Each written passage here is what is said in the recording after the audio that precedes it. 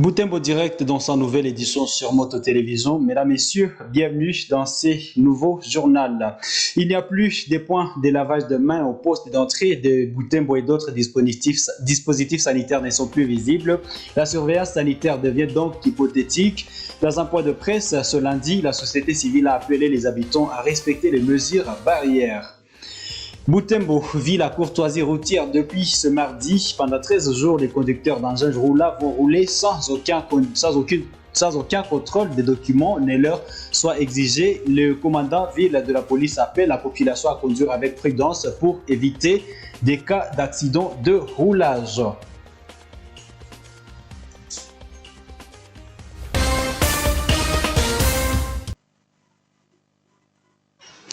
La coordination urbaine de la société civile de Boutembo encourage la population à observer les mesures barrières contre la pandémie de Covid-19 dont on redoute d'une deuxième vague sur le territoire national. Dans un point de presse tenu ce mardi 22 décembre, cette structure fustige la généralisation par le gouvernement congolais des mesures arrêtées contre cette pandémie en République démocratique du Congo. Détail avec Eugénie Moussivirois. La société civile de Boutembo s'est dit préoccupée par la situation générale de la ville caractérisée par la pandémie de la Covid-19. Situation ayant conduit le gouvernement à arrêter certaines mesures pour y faire face. Cela n'est pas sans incidence sur le cours normal des activités, tant sociales, économiques que scolaires. Ainsi, la société civile dénonce le fait que ces décisions ne soient pas proportionnelles à la situation épidémiologique de chaque contrée. C'est vrai sur ce point-là. La santé, c'est vrai, ça reste une dimension prioritaire, mais elle doit être protégée en lien avec les autres droits des citoyens. Sur le plan social, peut-être que les mesures peuvent être justifiées socialement, compte tenu de l'augmentation, je n'ai pas le nombre de cas précis, compte tenu de l'augmentation du nombre de cas de Covid-19. Mais là aussi, comme société civile, nous pouvons aussi analyser en essayant de mettre quelques réserves.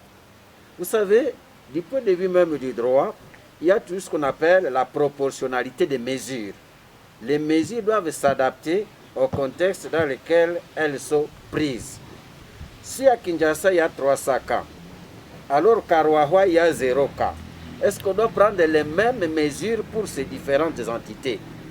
C'est à ce niveau-là qu'on aurait souhaité, par exemple, que les mesures proposées par le chef de l'État soit beaucoup plus adapté aux différents contextes.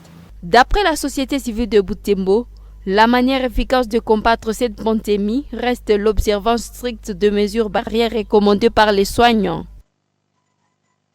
Et pour s'assurer de l'observance des mesures barrières, Moto Télévision s'est rendu au point des contrôles des Kiambo à l'entrée sud des Boutembo. Ici, les dispositifs sanitaires qui étaient utilisés pour se protéger contre la propagation de la maladie à virus Ebola ne sont plus approvisionnés en eau, ce qui signifie que les patients ne se lavent plus leurs mains et ne se confient plus au prélèvement de la température. Isabelle Wangaimuka pour d'amples renseignements. Ici, c'est à la barrière de Kiambo, à la sortie sud de la ville de Boutembo.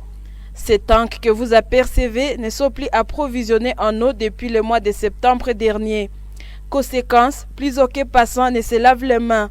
À cela s'ajoute l'absence de prélèvement de la température, surtout que les dizaines d'employés de l'OIM qui étaient à poste dans ces encars ne sont plus visibles.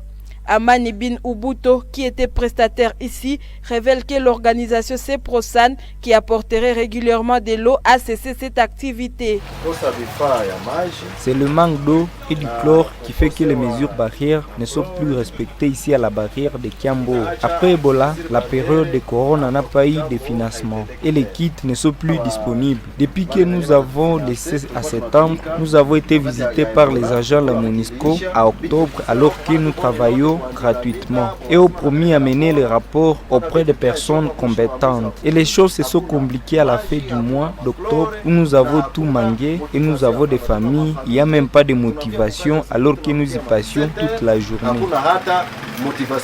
Depuis vendredi dernier, le gouvernement congolais a mis en place un couvre-feu allant de 21h à 5h, une décision assortie de beaucoup d'autres mesures barrières dont le lavage obligatoire des mains, le prélèvement de la température pour les passants, chose qui tarde à se matérialiser sur les terrains. La mesure du ministère de l'Intérieur concernant la courtoisie routière entre en vigueur ce mercredi 23 décembre 2020. Il s'agit d'une faveur de près de 13 jours accordée aux conducteurs d'engins roulants de conduire sans aucune exigence des documents de circulation routière. Le commandant de la ville de la police ville Butembo, Richard Mbambi, qui a donné le go à cette faveur de fin d'année, appelle la population à conduire avec prudence pour éviter des accidents de circulation. Grâce à Coco, détail.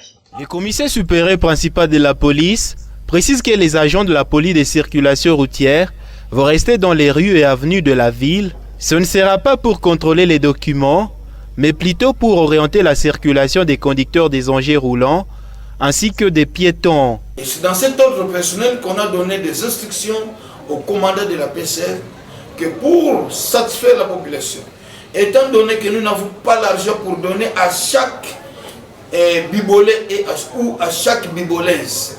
Et donc, à ce moment-là, nous donnons un cadeau à la population de Butembo. Un fait contraire à ce que j'ai dit, ça dit quoi? Mais c'est en train de passer ou quoi? On demande un document de bord. Non, faites parvenir l'information, monsieur sera puni. Mais seulement, il ne faut pas mentir, faites seulement parvenir l'information et la vraie. Le colonel Richard Mbambi demande aux conducteurs de faire de tout leur mieux pour éviter des accidents de circulation.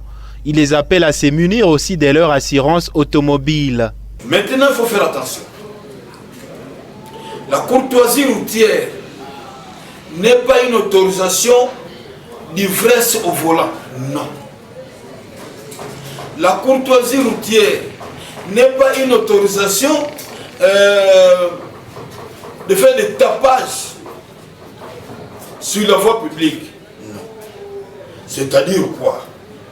On vous autorise de circuler sans qu'on puisse vous poser la question de savoir où est votre carte rose, sans que vous puissiez être interpellé pour vous demander votre assurance et tout ça. Mais malheureusement pour vous, si vous commettez un accident, ce n'est pas la courtoisie routière qui va vous sauver.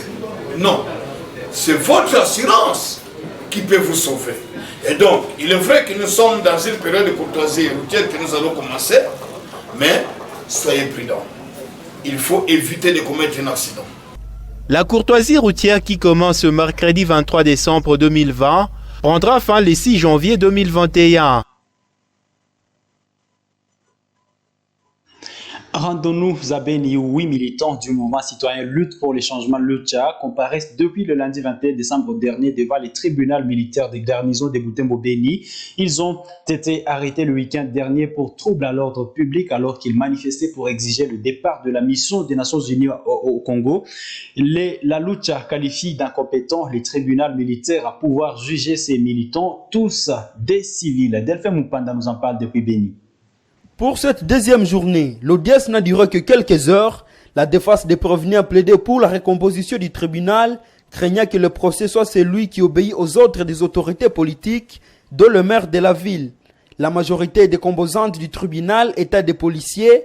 Les prévenus craignent la partialité, étant donné que ces derniers auraient participé aux échauffourées et n'avaient rejeté par le ministère public demandant des éléments de preuve. C'est depuis lundi 21 décembre que ces militants ont été déférés à l'auditorat militaire des garnisons Beni Butembo pour une audience de flagrance. Selon les sources judiciaires, des militants sont poursuivis pour destruction méchante et désobéissance à l'autorité. Fabrice Moulohali, militant de Lucha, parle d'une manipulation politicienne car leurs collègues n'ont rien à voir avec les militaires et n'avaient aucun effet militaire. Il qualifie d'incompétente matériellement cette juridiction devant laquelle comparaissent leurs collègues. Il espère voir le juge se déclarer incompétent face à ces dossiers et les transférer à une juridiction civile, puis leur libération, car arrêtés pour une cause noble, dit-il. La Lucha dénonce des mauvaises conditions de détention de leurs militants en leur interdisant d'accéder aux toilettes, notamment la fille qui n'a pas accès au bain. Les garçons étaient tous contraints de se raser la chevelure au cachon, poursuit Fabrice Moulohali. Les militaires de la Lucha étaient arrêtés par la police nationale congolaise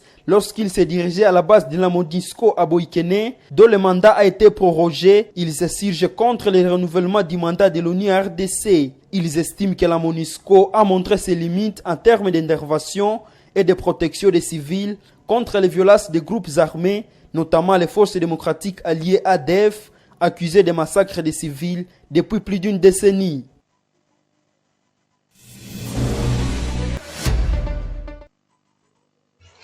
Mesdames, Messieurs, bienvenue dans cette page sportive où nous parlons championnat local de la deuxième division qui s'est poursuivi ce mardi au stade Matokeo. 2 rencontres ont vécu ce mardi au stade à 14h, notamment le FCRCK qui a perdu devant l'AS Abeille sur la note de 2-1. Et à 16h, le FC Lyon Féroce a eu raison du FC Pic Vert sur la marque fleuve des 4-1. C'est pratiquement ce qui met fin à ce journal. Mesdames, Messieurs, merci à vous de l'avoir regardé. Nous vous souhaitons bonne suite des temps chez vous. Au revoir.